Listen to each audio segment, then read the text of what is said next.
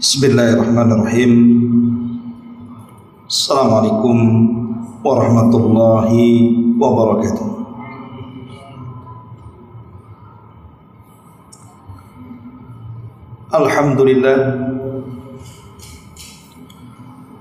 Alhamdulillahilladzi hamdan katsiran tayyiban mubarakan fihi kama yuhibbu rabbuna wa yarda. Asyhadu an la ilaha illallah wahdahu rabbi la syarika lah. Wa asyhadu anna Muhammadan abduhu wa rasuluhu alladzi la nabiyya ba'dah. Amma ba'du. Ma'asyiral muslimin wal muslimat rahimakumullah. Alhamdulillah, di malam hari ini kita bisa berkumpul kembali di Masjid Muhajirin. Salawat dan juga salam kita hadiahkan kepada Rasul kita Nabi besar Muhammad sallallahu alaihi wa ala alihi wasallam. Malam ini kita akan melanjutkan kajian tafsir, masih membahas surah Al-Baqarah. Malam ini kita akan membahas tafsir surah Al-Baqarah ayat 28 dan 29. A'udzubillahi minasyaitonir rajim. Bismillahirrahmanirrahim. Kaifa takfuruna billahi wa kuntum amwatan fa ahyaakum thumma yumitukum thumma yuhyikum thumma ilaihi turja'un. Huwa alladhi khalaqa lakum ma fil ardi jami'an thumma istawa ila as-sama'i fasawwahunna sab'a samawat wa huwa bikulli syai'in 'alim. Bagaimana kalian bisa kufur kepada Allah Subhanahu wa taala padahal dahulu kalian tidak ada. Kemudian Allah Subhanahu wa taala menghidupkan kalian. Kemudian Allah mematikan kalian. Kemudian Allah menghidupkan kembali kalian. Dan kepada Allah lah kalian dikembalikan. Dialah Allah yang telah menjadikan segala yang ada di bumi untuk kalian. Dan Dia berkehendak menciptakan langit, lalu dijadikannya 7 lapisan langit. Dan Dia maha mengetahui atas segala sesuatu.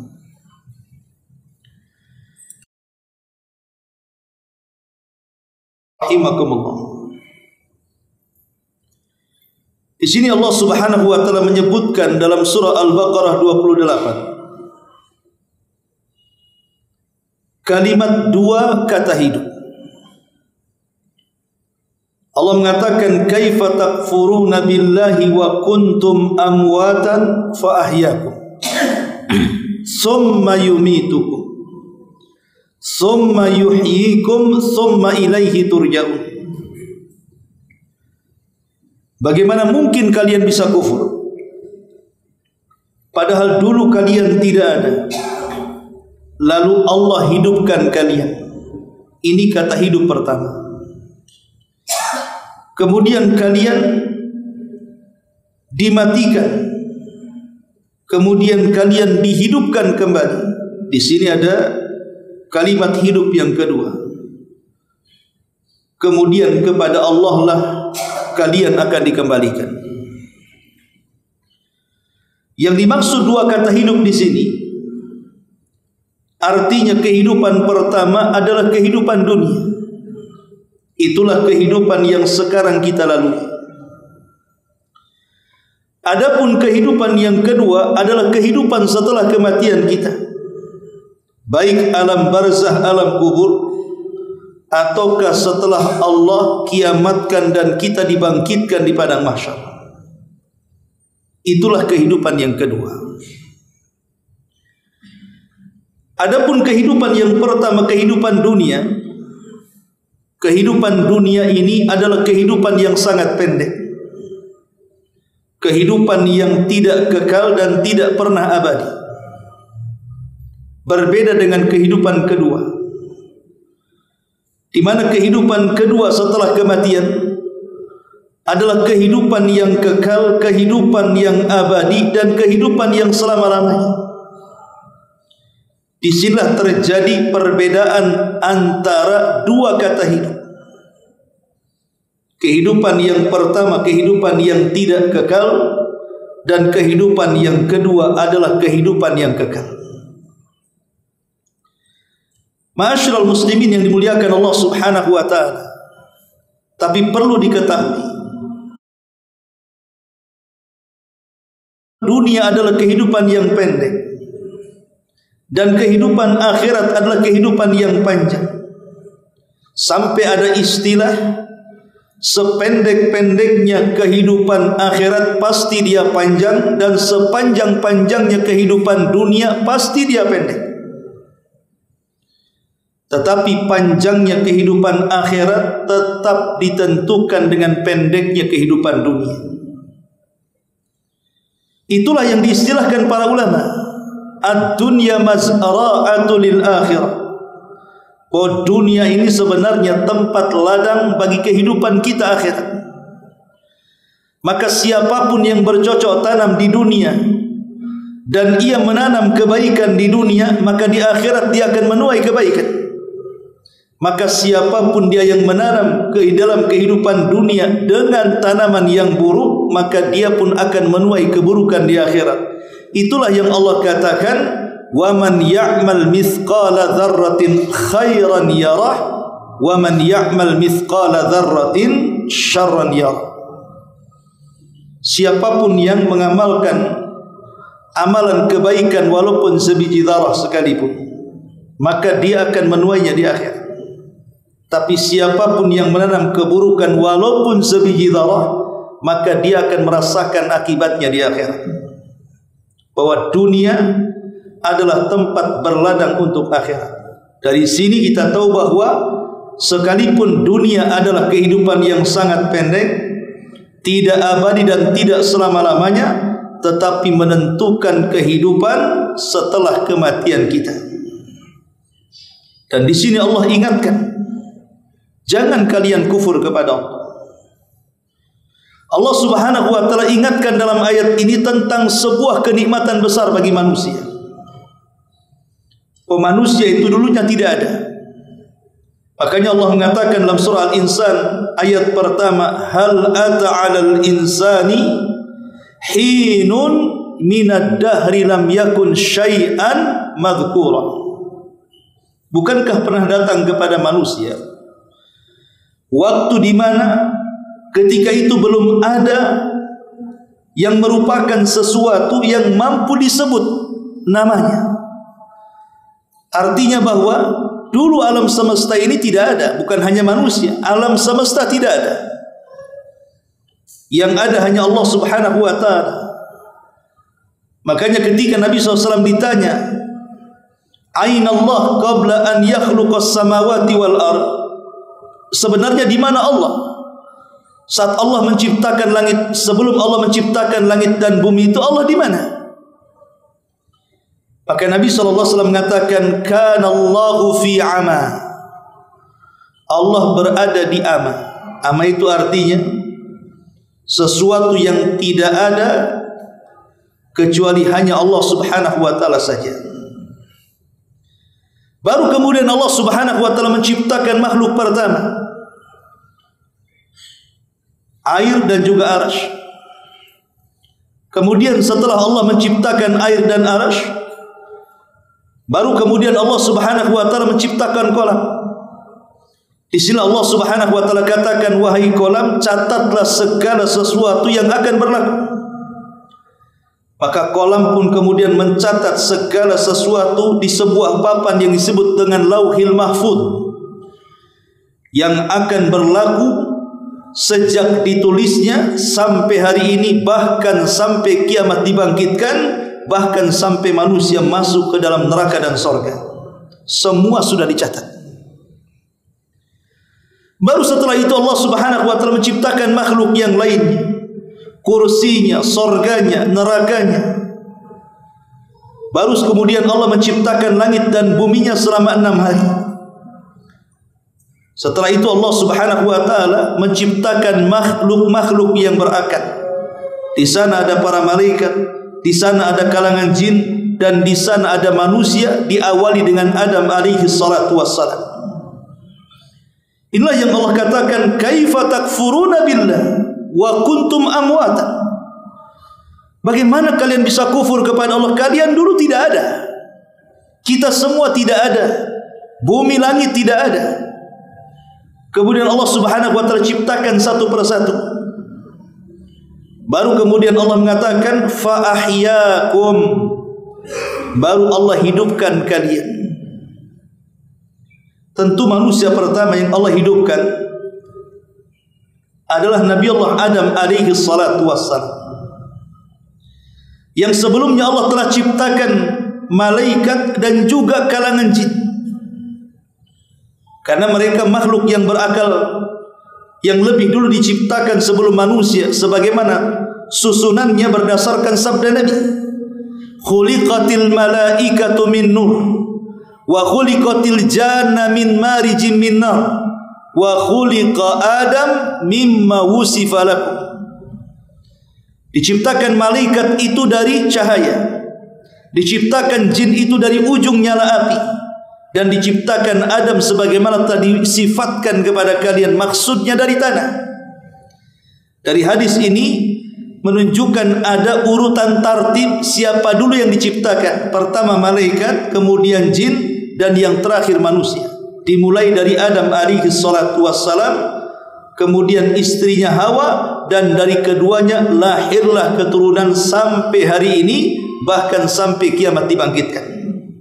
Allah katakan, kaifa takfuruna billah. Bagaimana kalian bisa kufur kepada Allah? Wa kuntum amwatan, dulu kalian tidak ada. Fa ahyakum, kemudian kami hidupkan kalian.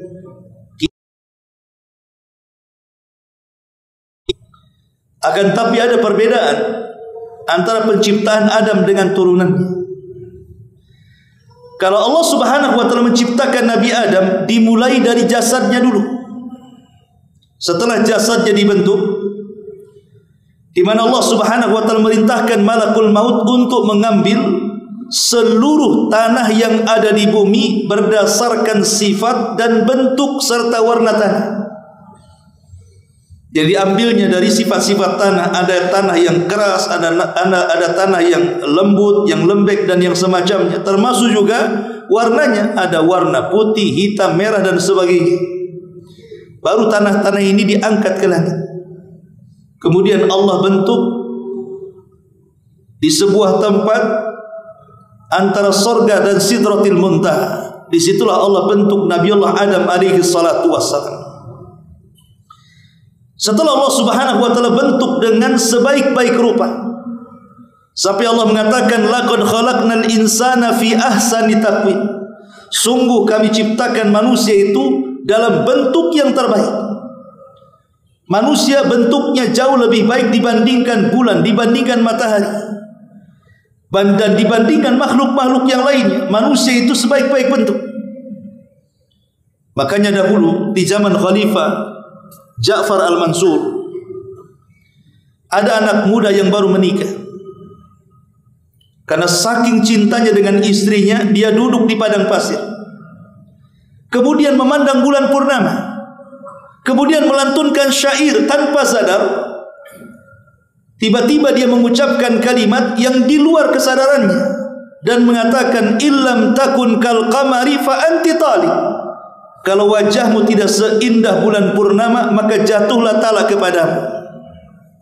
Dia mengucapkan tanpa sadar, sebenarnya ingin memuji kecantikan istrinya, namanya baru menikah, masa mau talak? Cuman tidak sadar dia mengatakan illam takun kal qamari fa anti taliq. Kalau wajahmu tidak seperti bulan, jatuhlah talak kepadamu, katanya. Menyesal anak muda ini, kemudian lapor kepada sang khalifah Ja'far al-Mansur. Maka sang khalifah mengumpulkan semua ulama dari 4 madhab. Di sana ada ulama Syafi'i, Hambali, Maliki, Hanafi. Kemudian sang khalifah bertanya, bagaimana hukum ucapan anak muda yang tanpa sadar mengucapkan kalimat itu? Apakah jatuh talak atau tidak?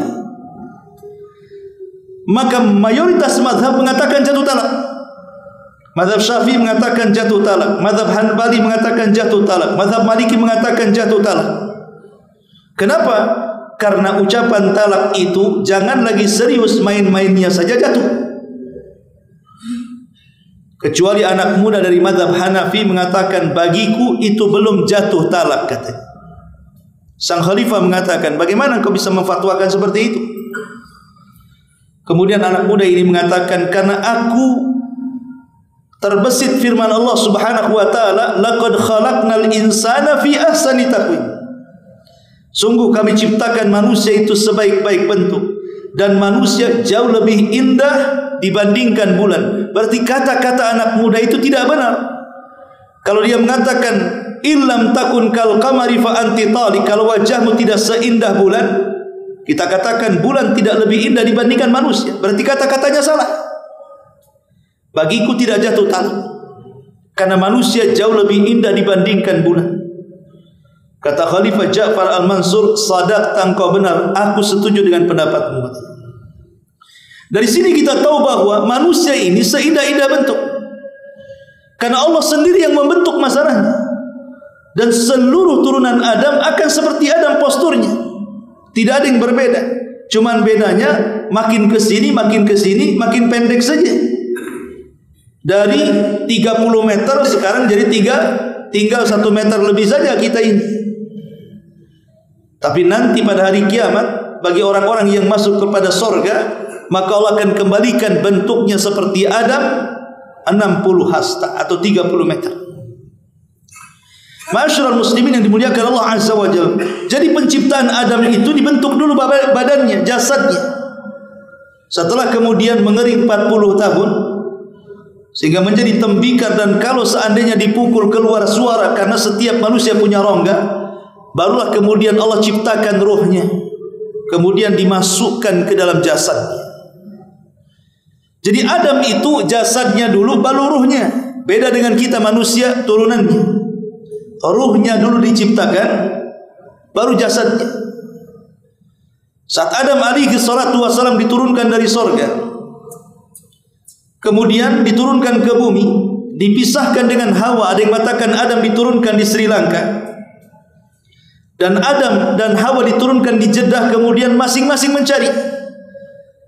Ketika ada cahaya yang memantul di sebuah tempat, di tempat yang disebut dengan Arafah, maka keduanya kemudian berinisiatif untuk mendekati cahaya itu. Berjumpalah Adam dan Hawa di Jabal Arafah. Maka tempat itu disebut Arafah. Kenapa disebut Arafah? Arafah itu artinya mengenal. Karena Adam mengenal Hawa dan Hawa pun mengenal Adam alaihi salatu wassalam. Disitulah Allah Subhanahu wa taala mengajarkan Adam kalimat taubat, Rabbana zalamna anfusana wa illam taghfir lana wa tarhamna lanakunanna minal khasirin. Setelah Adam mengucapkan kalimat ini, fataba alaihi innahu huwat tawwabur rahim. Allah ampuni dosa-dosanya, karena Allah zat yang maha pengampun lagi maha penyayang. Lah saat Adam alaihi salatu wassalam sedang duduk, tiba-tiba Allah kemudian mengusap kedua pundak Adam, sebelah kanan dan kiri. Dari pundak sebelah kanan tiba-tiba keluar ruh, dan itu akan menjadi anak turunannya yang akan masuk ke dalam surga. Kemudian Allah usap sebelah bahu sebelah kiri, keluar ruh, dan ruh-ruh itulah yang kelak akan menjadi anak turunannya yang akan masuk ke dalam neraka. Kemudian ruh-ruh itu ditempatkan oleh Allah di sebuah. Disitulah Allah datang kepada mereka, kepada kita-kita yang masih dalam bentuk ruh, dan Allah mengadakan perjanjian, mengikat perjanjian dengan kita dengan mengatakan alastu bi rabbikum qalu bala, bukankah saya Rabb kalian? Maka semua ruh mengatakan tentu engkau Rabb kami. Dari sini kita tahu bahwa ada ikatan di alam ruh antara kita dengan Allah Subhanahu wa taala. Allah titipkan sebuah fitrah yang disebut dengan tauhid ar-rububiyah. Baru setelah itu Allah ciptakan jasadnya satu persatu. Allah titipkan dari sperma seorang laki-laki, kemudian dimasukkan ke dalam rahim seorang wanita, kemudian jadilah segumpal sperma, kemudian dari segumpal sperma jadi segumpal darah, kemudian dari segumpal darah jadi segumpal daging. Kemudian setelah 3 bulan Allah utus malaikat ruh, malaikat yang memasukkan ruh untuk mengambil ruh di alam ruh, kemudian dimasukkan ruh itu kepada janin di usia 4 bulan. Maka kemudian janin itu hidup karena sudah dimasukkan ruh di situ. Disitulah malaikat ini diperintah Allah untuk mencatat takdirnya, bahagianya seberapa, celakanya seberapa, rizkinya seberapa, umurnya seberapa, apakah dia bahagia atau susah, semua dicatat. Ketika dia sudah 9 bulan, karena umumnya 9 bulan kecuali yang prematur, kecuali satu bayi yang lebih daripada 9 bulan 2 tahun. Siapa? Abu Hanifah. Abu Hanifah itu 2 tahun di kandungan ibunya, lahir sudah keluar giginya. Abu Hanifah. Tapi umumnya manusia dikandung 9 bulan kemudian terlahir. Dari sini Allah Rasul mengatakan kullu maulud yuladu 'alal fitrah. Setiap bayi yang terlahir itu terlahir fitrah. Artinya dibekali rububiyah, dibekali mengenal siapa Rabbnya, bahwa dia tidak terlahir begitu saja, bahwa alam semesta ini ada penciptanya, ada penguasanya, ada pengaturnya. Makanya kalaupun dia terlahir dari rahimnya orang kafir sekalipun, mereka ada fitrah, fitrah bahwa alam semesta tidak tercipta begitu saja. Di sana ada pencipta.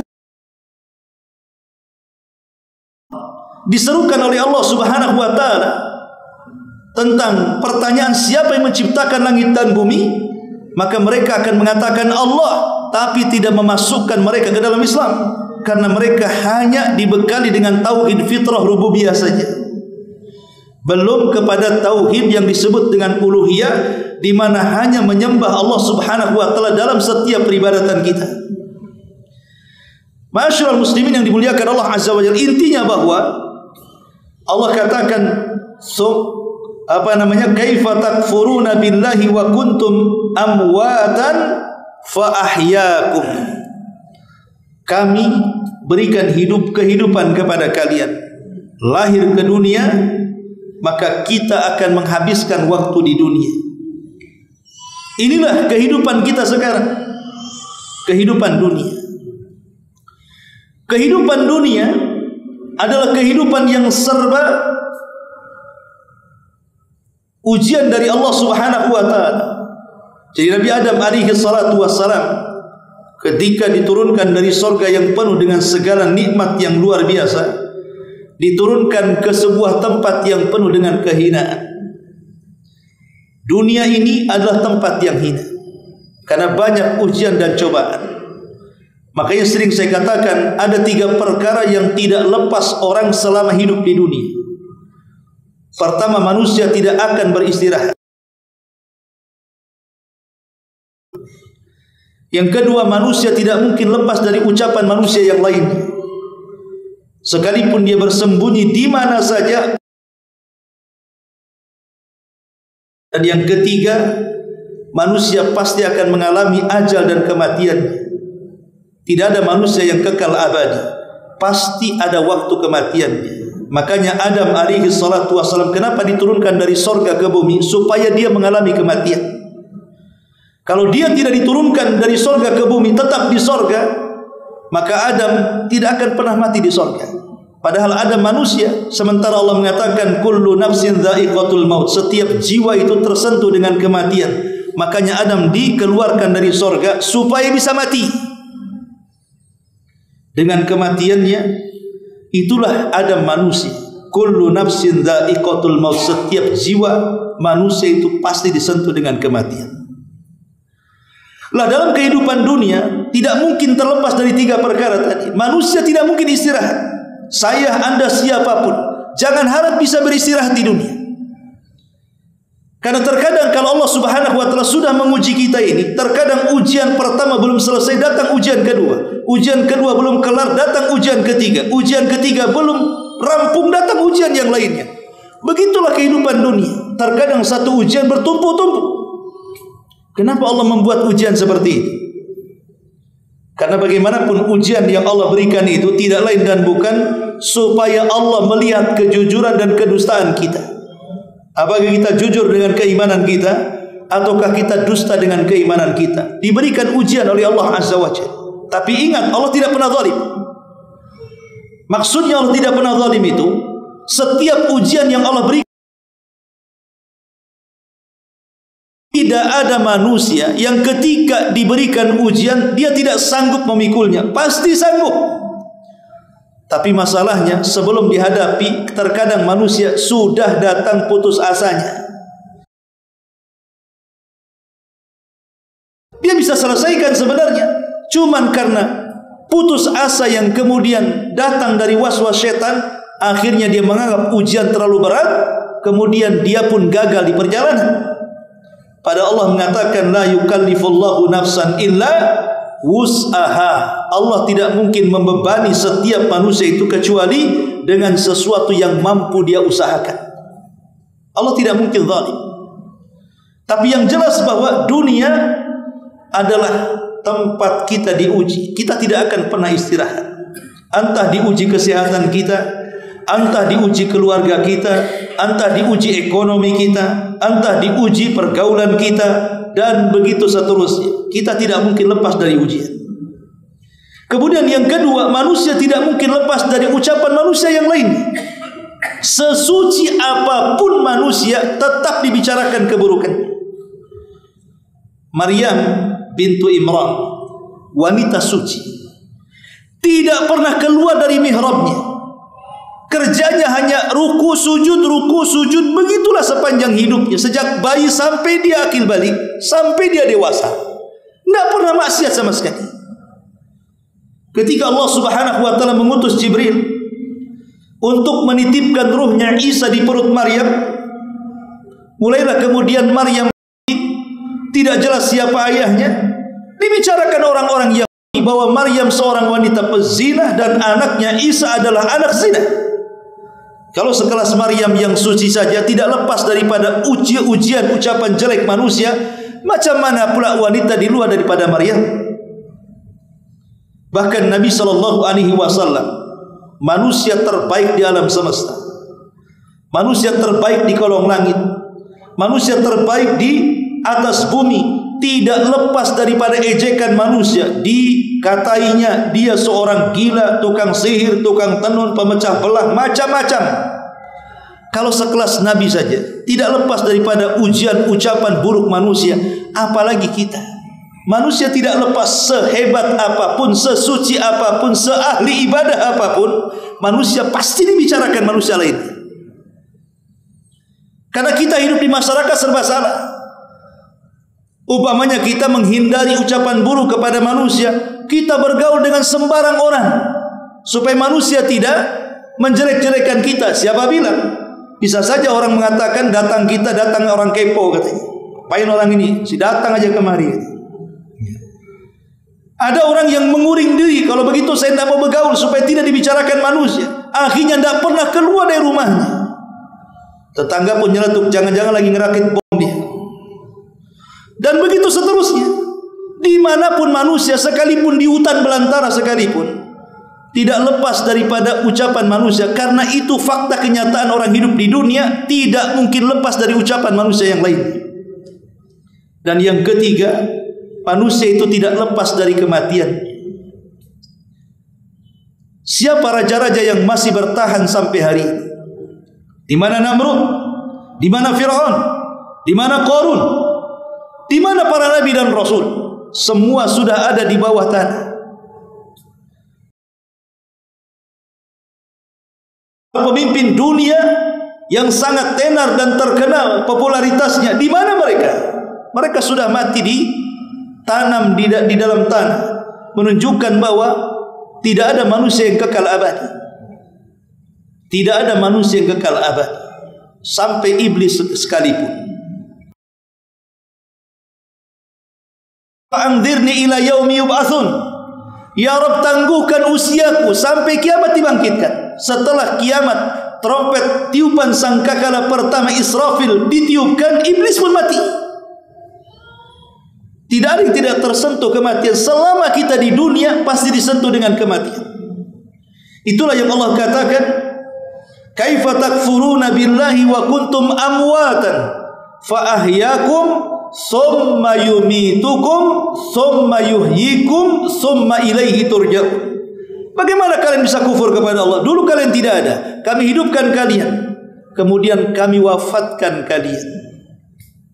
Setelah Allah ciptakan kita, Allah wafatkan kita. Walaupun nanti setelah kematian Allah hidupkan kita kembali. Ma'asyiral muslimin yang dimuliakan Allah Azza wa Jalla, kembali kepada dua kata hidup dalam ayat ini. Tadi saya sudah singgung bahwa kehidupan pertama bicara soal kehidupan dunia. Kehidupan kedua bicara soal kehidupan setelah kematian kita. Dan kehidupan pertama menentukan kehidupan kedua. Dan kita tahu bahwa kehidupan pertama adalah kehidupan yang sangat pendek dan tidak abadi. Kehidupan akhiratlah kehidupan yang selama-lamanya dan tidak akan pernah mengalami kematian.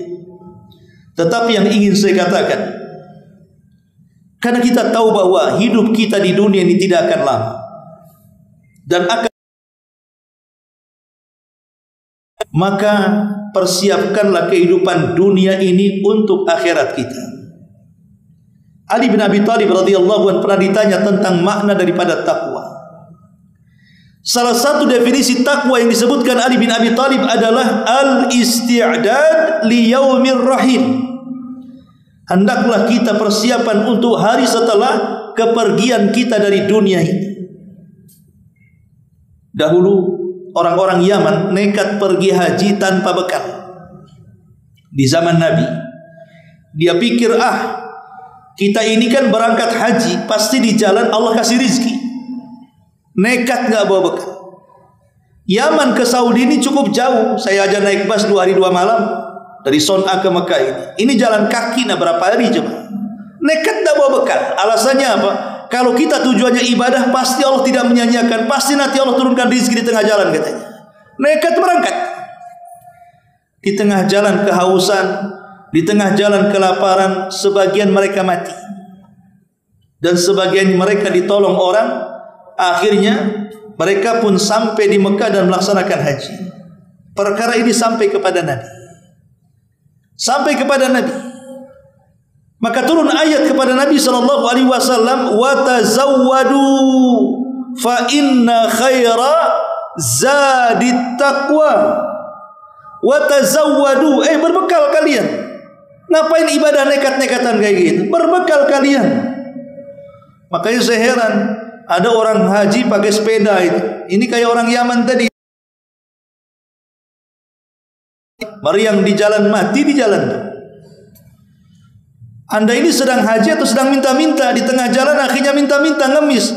Sekarang kan lebih canggih, namanya ngemis online. Lah ini kenapa? Atau mungkin dijadikan konten saja.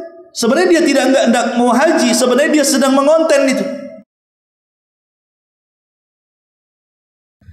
Allah mengatakan wa tazawwadu, berbekal. Bekal, enggak mungkin tidak bekal. Nanti mati di jalan. Tetapi walaupun demikian kata Allah, fa inna khaira zadit taqwa.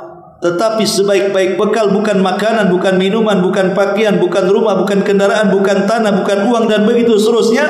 Sebaik-baik bekal adalah ketakwaan kita kepada Allah Subhanahu wa taala. Itulah bekal yang bukan hanya menyelamatkan dunia kita sampai ke akhirat kita. Tapi kalau bekal uang, bekal makanan, minuman dan begitu seterusnya, itu hanya menyelamatkan kita di dunia saja. Tapi di akhirat belum tentu. Tapi ketakwaan itulah yang diperlukan. Fa inna khaira zadit taqwa. Ma'asyiral muslimin yang dimuliakan Allah Subhanahu wa taala.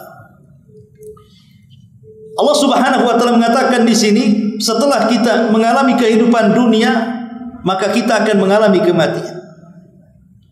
Bicara soal kematian, Nabi SAW mengatakan, "Aktsiru dzikra hadimil ladzatil maut."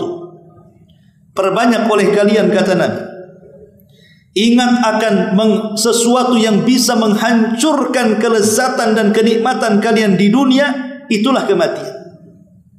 Kematianlah yang menghancurkan kelezatan hidup. Betapa banyak orang-orang yang dari remaja berusaha ingin mendapatkan rumah megah, kendaraan mewah dan begitu seterusnya, semua sudah dicapainya, tiba-tiba dia tinggalkan itu semuanya. Lalu apa gunanya mengumpulkan dunia kalau ujung-ujungnya dia meninggalkan dunia?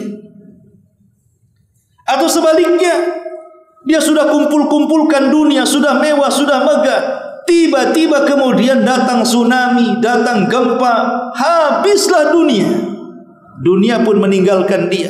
Karena dunia itu cuma dua saja, kita yang meninggalkan dunia atau dunia yang meninggalkan kita. Lalu apa gunanya mengumpulkan? Kalau bukan untuk bekal kita untuk akhirat kita itu. Lah di sini Nabi SAW ingatkan soal kematian. Kematian itu yang menghancurkan kelezatan kalian. Saat mabuk lagi teler-telernya, mati, hilang senangnya. Saat berzina, naudzubillah, tiba-tiba kemudian mati, hilang lezatnya. Itulah kematian, bisa menghilangkan kelezatan dunia. Lah Nabi SAW ingatkan, perbanyak oleh kalian kematian. Pertanyaan pun muncul, kenapa kita harus mengingat banyak kematian? Kita akan hidup di dunia, ceritalah dunia. Kenapa cerita kematian? Nantilah kalau sudah mati, cerita mati. Kita ini masih hidup, cerita hidup saja. Kenapa Rasul mengatakan perbanyak, ingat yang menghancurkan kenikmatan kalian, yaitu kematian? Kenapa kita disuruh ingat mati? Karena satu, kematian itu sebuah kepastian. Dua, datangnya tanpa pemberitahuan. Tiga, dia bukan akhir dari sebuah perjalanan. Dia sebuah kepastian. Datangnya pun tidak ada pemberitahuan. Ada perjalanan panjang yang akan melelahkan setelah kematian. Inilah kenapa kita disuruh mengingat kematian. Karena kematian sebuah kepastian. Hebat apapun hari ini, taruhlah sekarang, ilmu farmasi berkembang, ilmu kedokteran luar biasa, ditemukan alat-alat canggih, ditemukan perobatan-perobatan farmasi yang luar biasa, yang dulu mungkin penyakit dianggap luar biasa, sekarang dianggap penyakit biasa karena sudah ditemukan obat-obatannya. Pertanyaannya, apakah kematian bisa ditangkal dengan operasi? Apakah kematian bisa ditangkal dengan obat-obatan? Apakah kematian bisa ditangkal oleh doktor-doktor profesor itu? Tidak. Idza jaa ajaluhu la yastakhiruna sa'atan wa la yastaqdimun. Ingat, ajal itu kalau sudah datang, tidak mungkin mundur, tidak mungkin maju tuh. Pas waktunya. Jangan lagi orang sakit, orang sehat saja bisa mati. Jangan lagi orang-orang yang betul-betul berhati-hati. Orang yang merasa aman dengan kematian, yang sudah hati-hati saja dia mati. Karena kematian itu tidak pernah pilih siapapun. Kalau di Lauhil Mahfuz sudah ditakdirkan kita mati, maka mati. Adapun sebab kematian itu macam-macam bentuknya. Kematian itu satu. Sebab boleh jadi macam-macam. Sebabnya kepleset, sebabnya jatuh, sebabnya ketabrak. Mati ya tetap mati. Mati itu cuma satu, keluar ruh dari jasad. Dan itu sudah ditakdirkan oleh Allah Subhanahu wa taala bahwa setiap jiwa itu mesti mengalami kematian. Sekalipun kata Allah, anggaplah kita benteng rumah kita ini dengan benteng yang kokoh, dengan satpamnya, penjaganya sampai kepada anjing gilanya. Tapi kalau datang malakul maut, semua bisa ditembusnya. Aina ma takunu yudrikumul maut walau kuntum fi burujim musayyada. Allah katakan, dimanapun kalian berada, sekalipun di dinding benteng yang sangat kokoh sekalipun, kematian itu pasti akan menjemput kalian. Ingat kematian sebuah kepastian, jangan pernah diragukan. Dan kematian itu antrian. Kemarin si fulan, kemarinnya lagi si fulan, jangan-jangan malam ini pula kita. Kita tidak tahu. Karena kematian sebuah kepastian, jangan pernah diragukan. Yang kedua, datangnya tanpa pemberitahuan. Inilah yang dikhawatirkan dalam kehidupan kita. Belum lagi orang tobat sudah mati. Belum lagi orang bisa sholat sudah mati. Belum lagi hartanya disedekahkan sudah mati. Belum lagi dia bisa haji dan umrah sudah mati. Ya, karena kematian itu datangnya tanpa pemberitahuan. Coba lihat orang-orang yang mati kena tsunami itu, apakah mereka tahu besok akan mati? Lihat orang-orang yang mati kena gempa itu, apakah mereka sudah memprediksi dia akan mati? Tidak ada yang tahu. Semua manusia mengira dia hidup selamanya. Rupanya besok tinggal jasadnya saja. Tidak ada yang diberitahu kematian kecuali para nabi. Ya, kalau para nabi betul. Seperti Nabi SAW datangi malaikat Jibril dan juga malakul maut.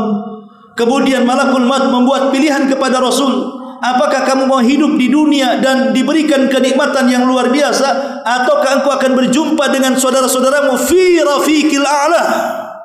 Rasul ketika mendengar dua pilihan itu, dia hanya menunjukkan telunjuknya ke langit dan mengatakan ila rafiqil a'la, ila rafiqil a'la. Seolah-olah Rasul mengatakan, aku sudah tidak ingin hidup di dunia. Aku ingin kembali ke teman-temanku di rafiqil a'la, di sorga yang paling tinggi sana. Iya, Nabi memang diberitahu dan diberikan pilihan. Tapi selain para Nabi, tidak ada yang diberikan pilihan. Dan tidak ada yang diberitahu kematiannya. Inilah yang kemudian dikhawatirkan kita ini mati mendadak dan tidak sempat bertobat, tidak sempat beribadah. Akhirnya kemudian menjadi penyesalan setelah kematian. Kita pun mengatakan, laula akhartani ila ajalin qarib fa asaddaqa wa akum minas salihin. Ya Rabb, kalau engkau hidupkan kembali sesaat saja di dunia, ku sedekahkan semua hartaku dan aku akan bergabung dengan orang-orang saleh. Mungkin? Tidak mungkin, percuma ucapan. Itu hanya diucapkan orang yang sudah mati saja. Ma'asyiral muslimin yang dimuliakan Allah Azza wa Jalla, dan terpenting bahwa kematian bukan fa ahyakum summa yumitukum summa yuhyikum. Kemudian kalian akan dihidupkan kembali setelah kematiannya. Kenapa? Karena kematian bukan akhir dari sebuah perjalanan. Ada perjalanan yang panjang.